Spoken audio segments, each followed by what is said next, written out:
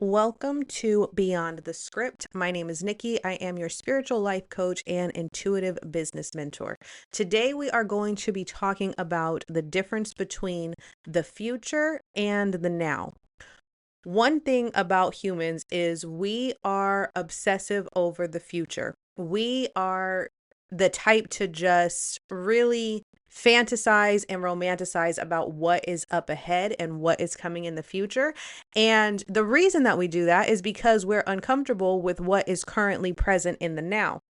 And so when we're uncomfortable with what is happening in the now, then we think to ourselves, okay, let's go ahead and jump ahead, right? Let's go ahead and fantasize about what's to come. We get these ideas of like, well, in the future, I'm going to be rich, or in the future, I'm going to have the clients that I want, or in the future, I'll have the house that I want, right?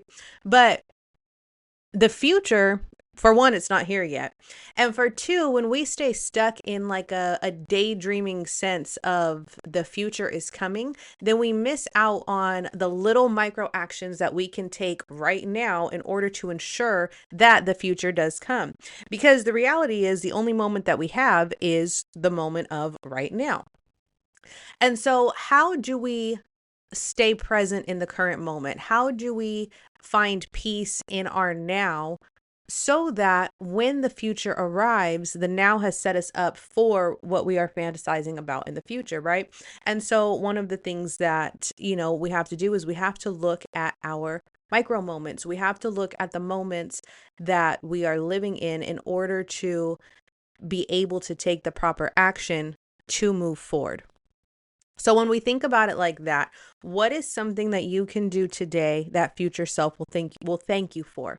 And when I say your future self, yes, you can look as far as like 5 years ahead, but we can also like micro dense it, like bring it down into more bite-sized pieces. What is something, for example, that you could do this morning that your future self in the evening would thank you for? What is something that you could do in the evening that the next morning self will thank you for, right? Because the idea of the future, it's all of these little micro habits that are put together that create the future. The future is a reality created by the present moment, right? If you want to get technical, there is no future.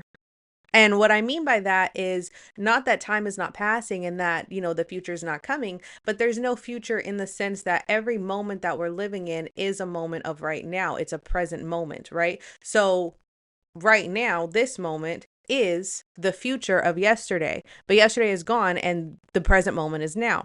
And this is something that is talked about in, I believe his name is Eckhart Tolle, his book, The Power of Now, where he discusses where he discusses how right now is the only moment that we have. When we only hold on to future moments, what happens is we lose trust in ourselves right now, right? When we don't trust ourselves in what is happening today, what is happening in the current moment, then we look to the future moments. When we don't trust the future, then we look to the past. Then we romanticize the past and we start looking at, what all the good times, right? The good old days, so to speak. We start looking about everything that happened back then. And in doing so, we still take ourselves out of the present moment. We are anywhere but here, so to speak. And when we do this, especially for those of you who want to manifest, when we do this, you don't really get to access anything in the future, and you don't get to stay present in the now because you're too focused on what happened back then and what needs to happen going forward, right?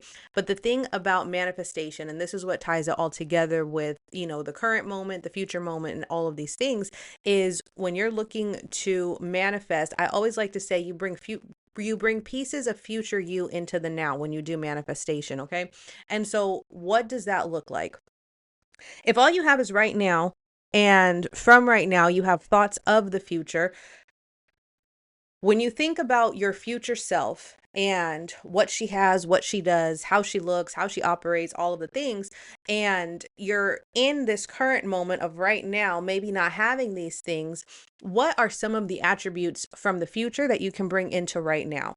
Is it, a certain confidence level that she has that you could embody right now? Does she have a certain routine that you could embody right now? Does she get up a little bit earlier, right? Does she put in an extra hour in her business? Does she meditate every day? Like, what are these little things that you can bring into right now? Does she go to the gym every day? Because if the future is made up of all of the moments of now, well, then it's just a matter of, you might have heard it before, like collapsing the timeline, right? And so when all collapsing the timeline means is that you are bringing the essence of what you consider to be a future version of yourself into the version of you right now. And to collapse a timeline means you're embodying a new timeline. People like to think that there has to be like a big bang, right? Like there's this big event that takes place, and from the event taking place, these manifestations all come true, and it's, this huge moment, and oh my gosh, I did it, and all of these, these other things. But that's because humans like to dramatize things. It's not a whole like big bang series that takes place. All it is bringing the essence and the embodiment of what you see in the future into who you are today. This is why sometimes you'll look at people and consider them like quick manifestors. You'll be like, wow, they manifested that so fast. It's not that they manifested anything fast or that things came to them, quicker than they could come to you. They just embodied that identity sooner. They embodied what they visualize of the future into the now. Because, like I said at the beginning, right now is all we have. And the things that we do in the now is what sets us up for the future success or the future goals, or, whatever it is that you're after. So if you are someone who desires to bring more fulfillment into your life, or who wants to do more with life, or you desire to like get out of your current situation, you desire to not feel stuck and all of these things, then essentially what the missing piece is the embodiment of the woman who holds the higher standard for herself, that has these things.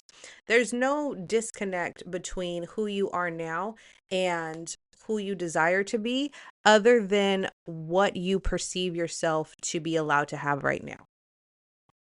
I'm going to say that again. There's not a disconnect between who you desire to be and who you are right now, other than what you perceive yourself to be allowed to have right now in this moment. And it all comes down to what you embody right now, the habits that you keep right now, the standard that you hold yourself to right now, in order for everything else to fall into place. And so the sooner that you can bring in those attributes, like I mentioned earlier, from who your future self is into who you desire to be right now, then the sooner that you will get the manifestations that you want.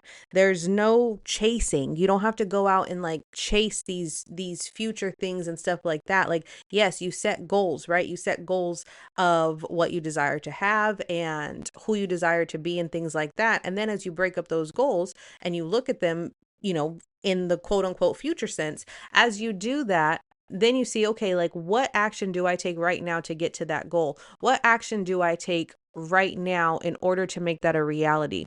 Who am I as the woman that has, who am I as the woman who has those goals? And these are all things that you can sit and meditate with. These are things that you can, those questions, you can pause this and write in your notebook, in your journal, and really just sit with it for a moment and do, like some intuitive writing around it, which is where you just sit and write in like a free flow, non-structured state for 10 minutes. But where you write and then you really see like what the disconnect is. A lot of the times when we realize what our disconnect is, it's not anything that is so crazy and catastrophic and outlandish, right? Every time I do this work, it's very simple. It's very like easy to embody right now, right? It's something as simple as like, oh, okay, she works out for 30 minutes a day and she gets up an hour earlier. in the grand scheme of things, those are not outlandish in order to bring manifestations into fruition through embodiment, right? That's not anything crazy. So that is the gist of today's episode, which is staying in the now and bringing pieces of future you into the now in order to manifest what it is you actually desire and to embody the woman who has that. For anybody listening who wants guidance on this, you can head over to the link in the show notes and you can see there is a resource called the Identity Rewrite that is to like surface level to kind of get into like the newer identity of the embodiment of the woman who has what she desires. If you want to go deeper, I highly recommend grabbing Intuitive Writing Mastery. This is a toolkit. It takes you on a journey from the past version of yourself to the future version of yourself, and then how to bring those into the present moment. It is, yeah, like I said, it's a toolkit. There's some meditations and some writing prompts in there, but once you buy that, it's yours to keep, and then you can use that on and on forever whenever you're having these moments, and there's something in there that'll help you come back into the present state every single time. So thank you all for tuning in to Beyond the Script. I will talk to you all next Tuesday. Be sure to follow along on Instagram at _ the Nikki Lynn, NIKKILYNN. Talk to y'all later.